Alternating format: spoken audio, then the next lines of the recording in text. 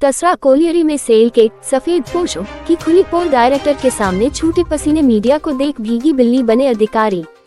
क्या सेल की कोयला खदानें भ्रष्टाचार का नया अड्डा बन चुकी हैं? क्या तसरा ओपन कास्ट प्रोजेक्ट में चल रहे काले खेल को छिपाने के लिए अधिकारी गूंगे और बहरे बन गए हैं? आज जोशी न्यूज के कैमरे के सामने सेल के अधिकारियों की जो तस्वीर कैद हुई है वो शर्मनाक भी है और संदिग्ध भी। बोकारो स्टील प्लांट के प्रभारी निदेशक श्री प्रिय रंजन जब तसरा कोलियरी के दौरे पर पहुंचे तो वहां की बदइंतजामी देखकर सन रह गए।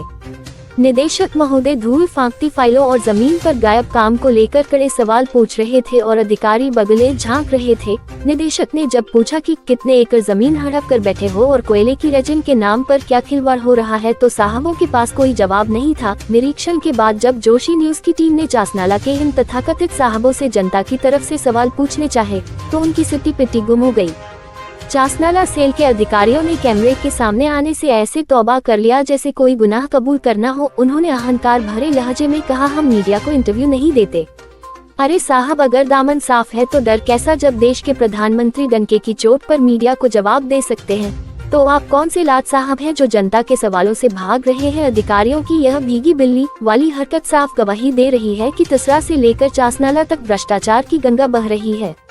क्या करोड़ों के कोयला घोटाले और जमीन के फर्जीवाड़े को दबाने के लिए ही इंटरव्यू देने से पीछे भागा जा रहा है? जोशी न्यूज प्रशासन से पूछता है कि आखिर कब तक गोपनीयता की आड़ में इन काले कारनामों को छिपाया जाएगा? अधिकारियों की चुप्पी ही उनकी मिलीभगत का सबसे बड़ा सबूत है। साहब याद रखिएगा, आप इंटरव्यू से भाग सकते हैं लेकिन नरेंद्र जोशी की तीखी नजरों और जनता की अदालत से नहीं।